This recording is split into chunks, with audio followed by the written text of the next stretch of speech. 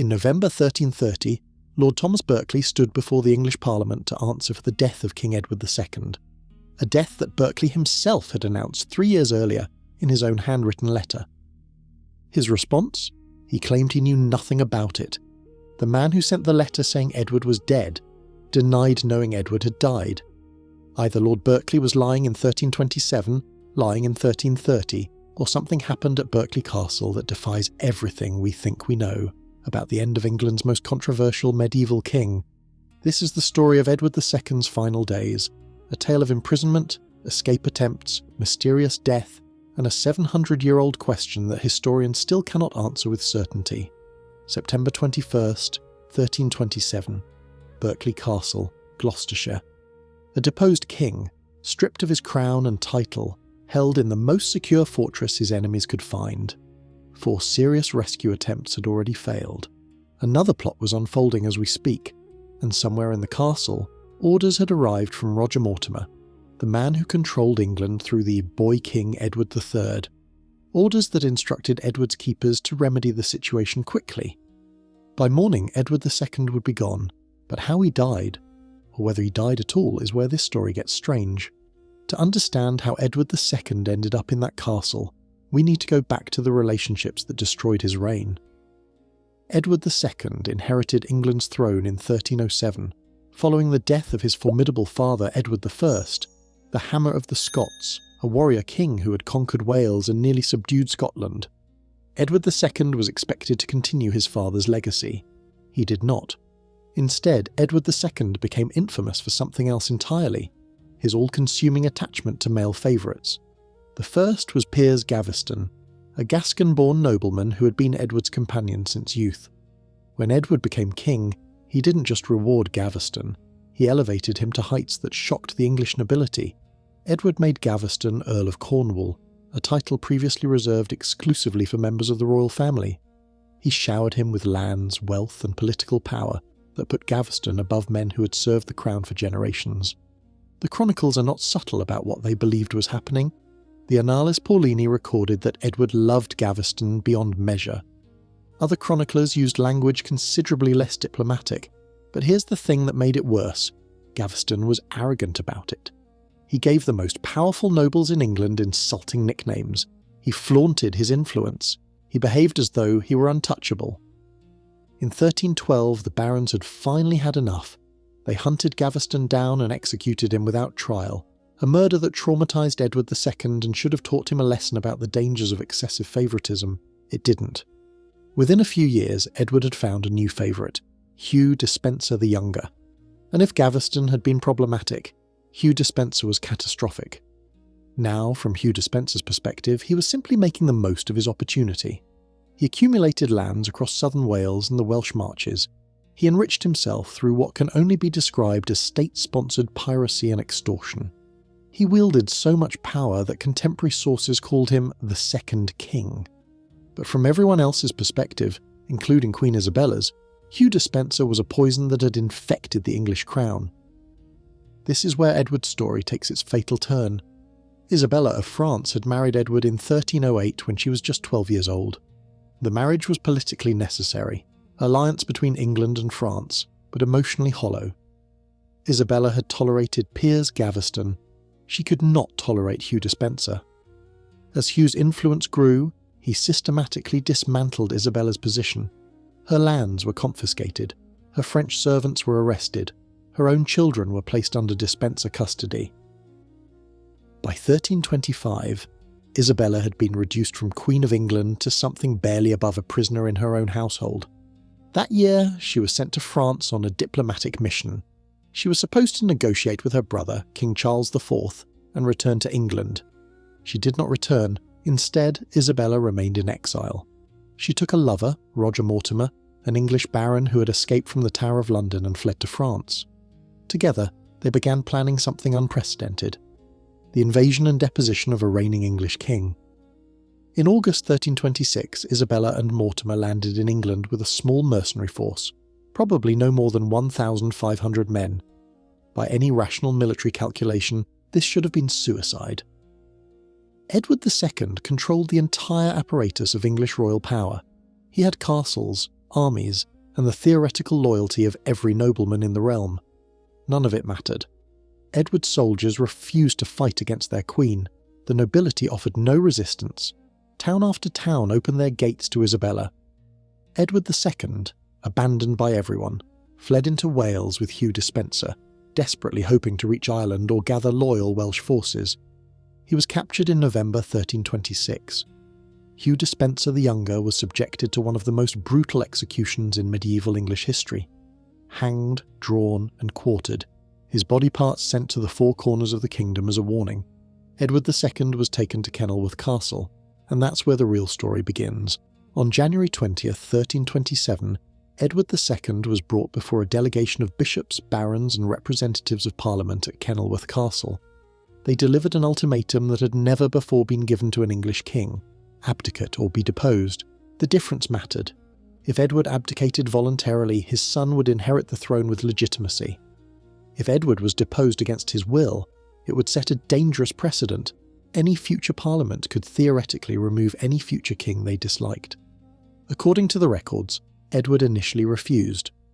But faced with the combined pressure of the church and the nobility, and the implicit threat that his family would suffer if he resisted, Edward relented. On January 25th, 1327, Edward II became the first English king to voluntarily surrender his crown. His 14-year-old son was proclaimed Edward III in London. The new king's regency was controlled by Isabella and Roger Mortimer, who became, in practice, the true rulers of England. Edward II was now simply Sir Edward of Caernarfon, a private citizen, a former king, and a massive political liability. Here's the difficulty Isabella and Mortimer faced. What do you do with a deposed king? You can't let him go free, he becomes a rallying point for every disgruntled noble in the kingdom. You can't keep him in comfortable confinement indefinitely. Escape is always possible, and loyal supporters will never stop trying to restore him. And you can't simply execute him. That would be regicide, the most shocking crime imaginable in a society built on the divine right of kings. Edward II was a problem without a good solution. Initially, he remained at Kenilworth Castle under his cousin Henry of Lancaster's custody. By all accounts, Lancaster treated his royal prisoner with reasonable dignity. Edward had servants, adequate food, and some comfort befitting his former status. But Edward's supporters weren't giving up. In late March 1327, a rescue attempt, possibly organised by the Dunheved brothers and the Scottish Earl of Mar, succeeded in temporarily freeing Edward from Kenilworth. He was recaptured. But the message was clear. Kenilworth wasn't secure enough. On April 3rd, 1327, Edward II was transferred to Berkeley Castle in Gloucestershire. Berkeley was a different proposition entirely. The castle sat on the edge of the Severn estuary, surrounded by 200 acres of marshland that made approach difficult. It had a deep moat, multiple gatehouses, and walls that had been strengthened over generations. Unlike Kenilworth, which was held by Henry of Lancaster, a man with his own political ambitions, Berkeley was held by men Mortimer trusted. Edward's new keepers were Thomas, Lord Berkeley, and Sir John Maltravers. A third man, Thomas Gurney, was added as an assistant keeper. Here's a detail that matters. These men had personal reasons to hate Edward II. During the chaos of 1322, when Edward was still king and crushing rebellions against his rule, he had imprisoned Lord Berkeley's wife in a nunnery and attempted to dissolve their marriage. Thomas Gurney had lost lands and status during Edward's reign. These were not neutral jailers, and yet, and this is important, the records show that Edward was well treated at Berkeley. Isabella sent her imprisoned husband luxurious gifts, including letters and funds for his upkeep. He received meat, wax candles for light, and access to a private chapel. His keepers were paid £100 per day for household expenses, an enormous sum. On paper, Edward II was a prisoner living in comfort, but what was actually happening inside Berkeley Castle is where the historical record becomes unreliable.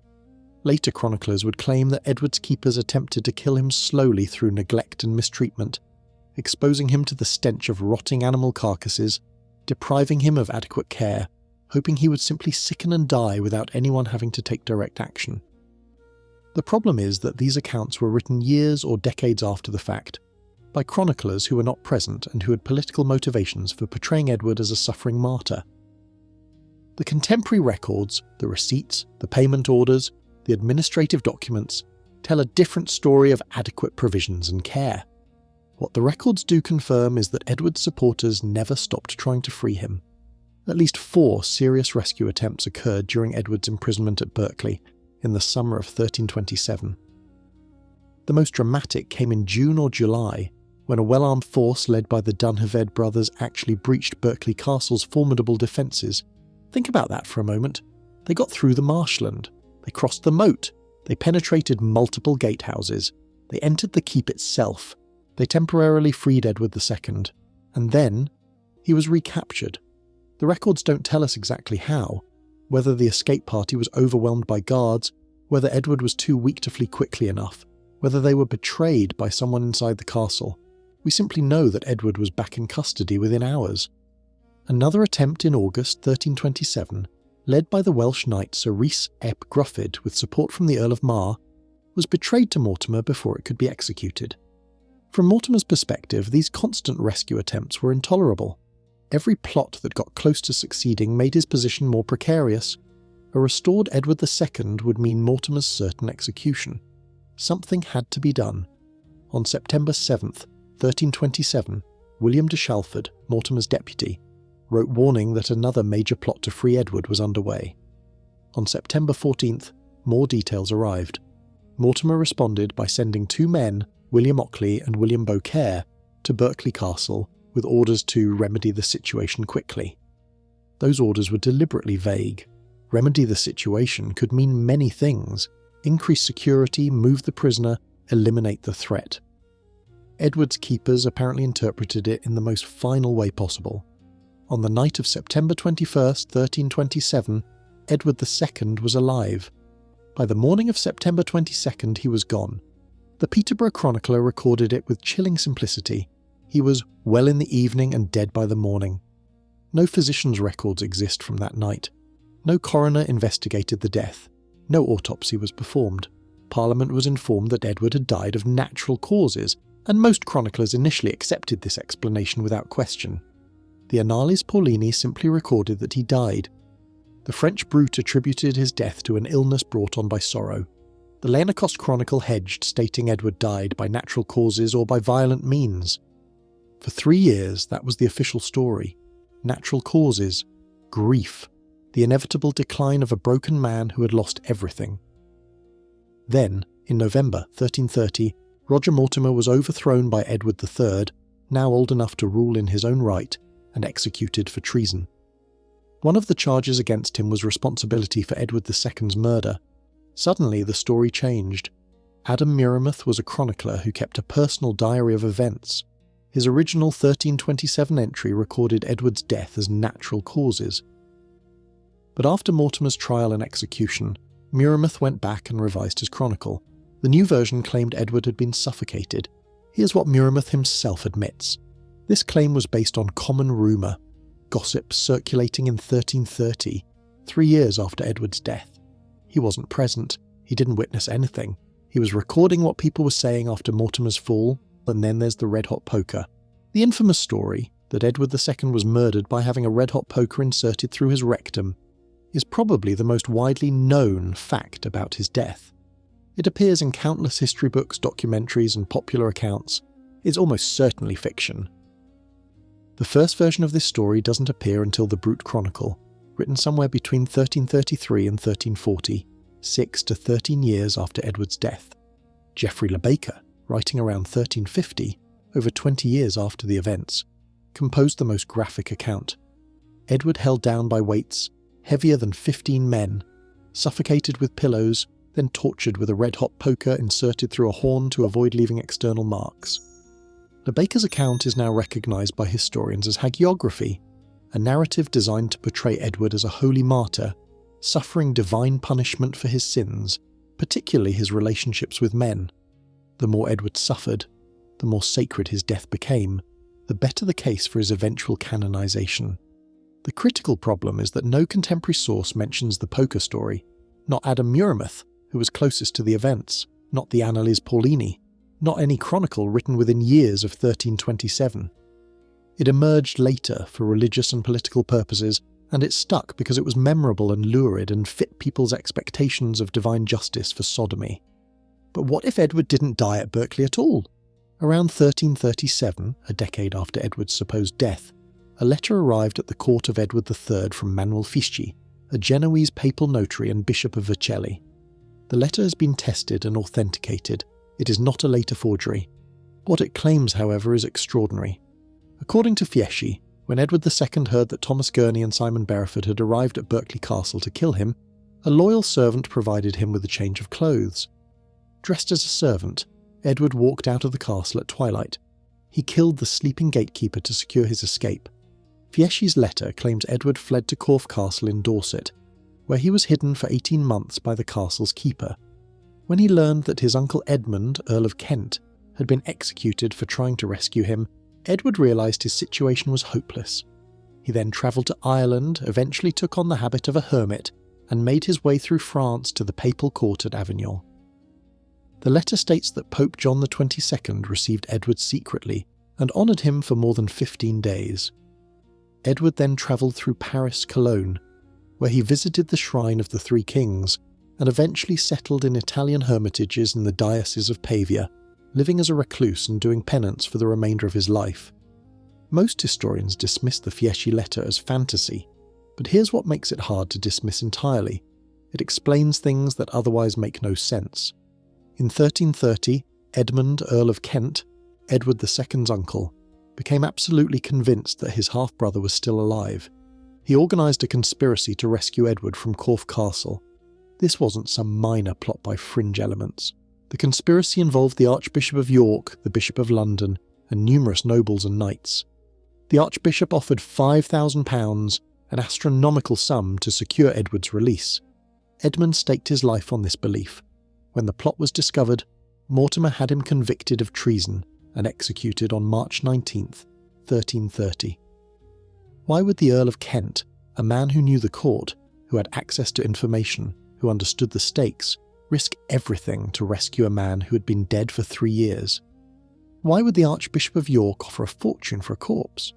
Why would John Petch, the actual constable of Corfe Castle, join a rescue plot for a prisoner who wasn't there? These questions don't have good answers if Edward was dead. And then there's Lord Berkeley's testimony. In November 1330, after Mortimer's execution, Thomas Berkeley, the man who had sent the letter announcing Edward's death in September 1327, was brought before Parliament to account for what had happened. His statement, preserved in parliamentary records, is astonishing. Berkeley said he was never an accomplice, a helper or a procurer in Edward's death. And then he added something even more remarkable. He claimed he did not know of his death until this present Parliament. The man who announced Edward's death didn't know Edward was dead. Historian Ian Mortimer has argued that this statement, taken at face value, suggests one of two possibilities. Either Berkeley was lying in 1327 when he sent the death announcement, perhaps on Mortimer's orders, or Edward II didn't actually die at Berkeley Castle. There's a third possibility, of course. Berkeley was lying in 1330 to save himself from execution for regicide. But Parliament apparently accepted his testimony. He was acquitted.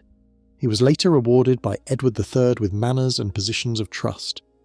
Speaking of Edward III's behaviour, his treatment of the men accused of killing his father is perhaps the strangest detail in this entire story. If Thomas Berkeley, John Maltravers, and Thomas Gurney had murdered Edward III's father, you would expect the young king to pursue them with relentless vengeance. Medieval kings did not forgive regicide lightly. The murder of an anointed sovereign was a crime against God himself. That's not what happened. Thomas Berkeley, as we've discussed, was acquitted and later rewarded with lands and royal favour. John Maltravers fled England and was condemned in absentia. But in 1352, when he returned, Edward III personally pardoned him. His conviction was quashed by Parliament. Edward III then employed Maltravers at a salary of £100 per year. You don't hire your father's murderer. Thomas Gurney is the most interesting case. He was found guilty of Edward II's murder. He fled England and ended up in Spain. He was arrested twice trying to return to England. In 1333, while being transported back for execution, he died. Not in a prison cell, but during the journey. Here's what's strange about that. Lord Berkeley himself aided Gurney's escape to Spain. Why would Berkeley help a man escape who could testify about what happened at his castle? And why did Gurney die so conveniently before he could be questioned in England? Medieval prisoners being transported for high-profile trials were usually guarded very carefully. Gurney seems to have been handled with remarkable carelessness for a man accused of killing a king. Edward II's funeral raises its own questions.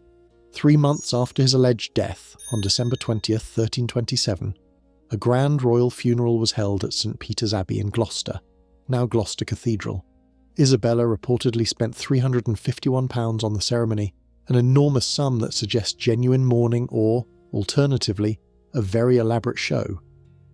But the body in the coffin was wrapped entirely in cerecloth and placed inside a sealed lead coffin. Edward's face was never publicly displayed. A wooden effigy dressed in royal garments was placed above the coffin instead. Adam Muirmouth recorded that Edward's body was seen only superficially by people from Bristol and Gloucestershire. No one actually confirmed the body's identity. Even Edward III, the dead king's son, was not permitted to view his father's face. Even Edmund, Earl of Kent, Edward's own brother, was not allowed to identify the body. Why would you refuse to let a man's closest relatives confirm his identity at his funeral? After nearly 700 years of historical investigation, here is what we actually know. Edward II was deposed on January 25, 1327, becoming the first English king to voluntarily abdicate his throne. This was a constitutional revolution that would echo through English history for centuries.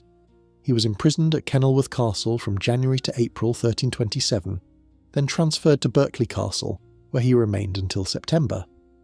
Multiple well-organised rescue attempts occurred during his imprisonment, suggesting significant support for his restoration among the nobility and clergy. On September 21, 1327, Edward II either died or disappeared. Lord Berkeley sent a letter announcing his death. Parliament was informed. A funeral was held. The red-hot poker story is almost certainly mythology. It emerged years after the events, written by chroniclers who were not present, for religious and political purposes that had nothing to do with historical accuracy. The evidence for what actually happened can support multiple interpretations, and honest historians acknowledge this uncertainty. Theory 1. Edward died of natural causes. Even healthy men in their 40s sometimes suffer sudden cardiac events or other fatal conditions. The timing is suspicious, just days after orders arrived to remedy the situation, but suspicious timing is not proof of murder. Theory 2. Edward was murdered, probably by suffocation or smothering. This is what Adam Muirmouth claimed after Mortimer's trial, though he admitted it was based on rumour rather than direct knowledge. It would explain the sudden death of an apparently healthy man. It would explain why his face was never shown at the funeral to conceal any signs of violence. Theory 3. Edward escaped.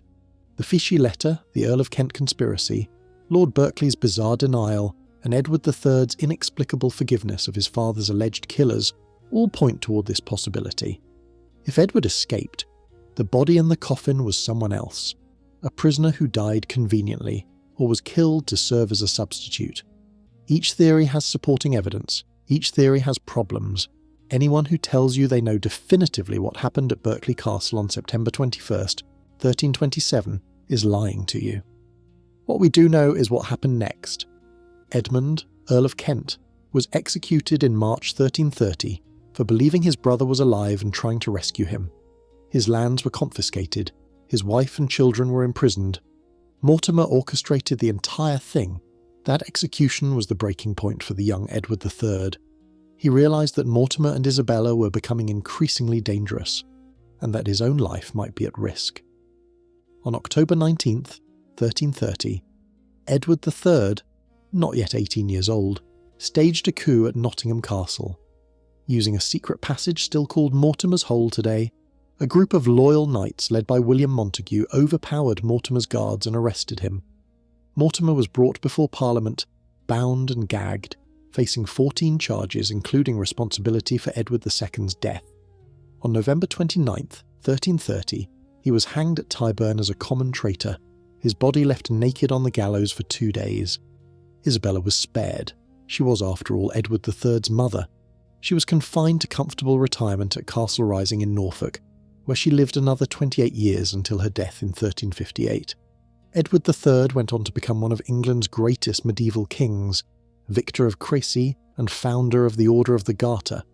He ruled for 50 years and never stopped honouring his father's memory, visiting Edward II's tomb at Gloucester and commissioning an elaborate alabaster effigy that still exists today. Whether he was visiting his father's actual grave or a memorial to a man who died somewhere else entirely is a question Edward III took to his own grave. Edward II remains one of history's most mysterious figures, a king whose life was defined by obsessive relationships, whose reign was destroyed by favouritism, and whose death may not have been a death at all. The Red Hot Poker story tells us more about medieval attitudes towards sexuality and divine punishment than it tells us about what happened at Berkeley Castle. The Fieschi letter might be a fantasy, or it might be the testimony of a man who actually met England's exiled king in an Italian hermitage. What we can say is this: something happened on the night of September 21st, 1327, that has defied explanation for nearly 7 centuries, and every piece of evidence that seems to answer the question raises 2 more questions in its place. Lord Berkeley sent the letter announcing Edward's death. Lord Berkeley denied knowing Edward had died. Both statements are in the historical record. Both cannot be true. The Earl of Kent believed his brother was alive so strongly that he died for it. Edward III apparently believed the men accused of killing his father were innocent enough to employ them. The body in the tomb was never identified by anyone who knew Edward personally. The mystery remains open and will likely remain open forever.